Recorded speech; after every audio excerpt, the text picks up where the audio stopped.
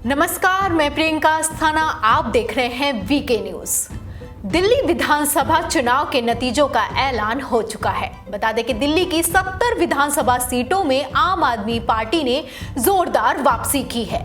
तो वहीं आपसे पहले 3 बार लगातार दिल्ली पर राज कर चुकी कांग्रेस का हाल इतना बुरा हो चला है कि पार्टी के 66 उम्मीदवारों में से 63 की जमानत तक नहीं बची। वैसे भी कांग्रेस खुद अपनी दुर्गति के लिए जिम्मेदार है। वंशवाद की परिपाटी पर चलने वाली पार्टी का ऐसा हाल होना भी लाजमी है। अब तो कांग्रेस का हाल इतना बुरा हो चला है कि उसके पास कहीं मुंह छुपाने तक की जगह नहीं बची है। लोकसभा चुनाव का हाल तो आपको याद ही होगा।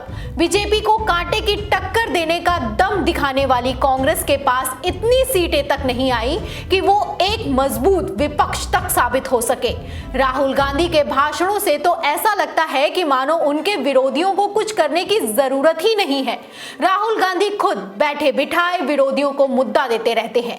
लोकसभा चुनाव में हुई करारी हार की जिम्मेदारी लेते हुए राहुल गांधी ने कांग्रेस के अध्यक्ष पद से इस्तीफा तो दे दिया, लेकिन इससे भी कांग्रेस की किस्मत कहां बदलने वाली थी। दिल्ली चुनाव में भी कांग्रेस का वही हाल हुआ, जिसके बाद दिल्ली कांग्रेस अध्यक्ष सुभाष चोपड़ा और दिल्ली प्रभारी पीसी चाको ने भी अपने पद से इस्तीफा दे दिया है।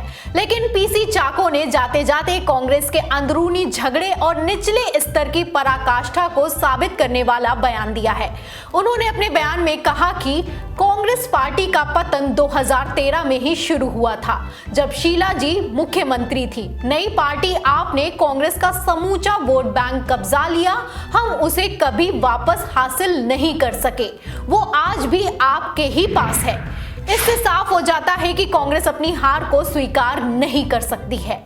इनके लिए तो कभी ईवीएम खराब है तो कभी वो शख्स जिम्मेदार है जो कि अब इस दुनिया में ही नहीं है और जिसने अपनी पूरी जिंदगी एक पार्टी को बनाने में लगा दी।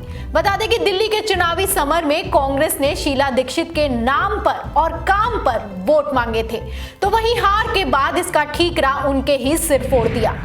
शीला दीक्षित की बेटी लतिका दीक्षित ने इस बयान को लेकर पीसी चाको को जबरदस्त लताड़ लगाते हुए कहा कि पीसी चाको को इस बात का जवाब देना चाहिए, कैसे उनका विवेक इस तरह की बात करने की इजाजत देता है जिनका निधन हो चुका है। मुझे लगता है कि हम सब ऐसे पले बड़े हैं कि आप किसी ऐसे व्यक्ति के बारे में टिप्पणी नहीं करते जो इस दुनिया में नहीं है। पीसी चाको के बयान पर टिप्पणी करने लायक नहीं है। हालांकि कांग्रेस अध्यक्ष सोनिया गांधी ने पीसी चाको और सुभाष चोपड़ा का इस्तीफा स्वीकार कर लिया है। हार के बाद कांग्रेस की तरफ से दिए गए ऐसे बयानों से आप समझ सकते हैं कि कांग्रेस का हाल अब बद से बदतर हो चला है। अब ऐसे में ये देखना दिलचस्प होगा कि आखिर कब तक पार्टी अपनी हार को छिपाने के लिए दूसरों पर इल्जाम मढ़ती रहेगी, क्योंकि अगर ऐसे ही चलता रहा तो वो दिन दूर नहीं जब दशकों तक राज करने वाली कांग्रेस का भविष्य अंधकारमय हो जाएगा। इस खबर पर आपकी क्या राय है, हमें कमेंट बॉक्स में बताइए। वीडियो पसंद आया हो तो लाइक करें, शेयर करें, साथ ही हमारे चैनल को यूट्यूब पर सब्सक्राइब करें।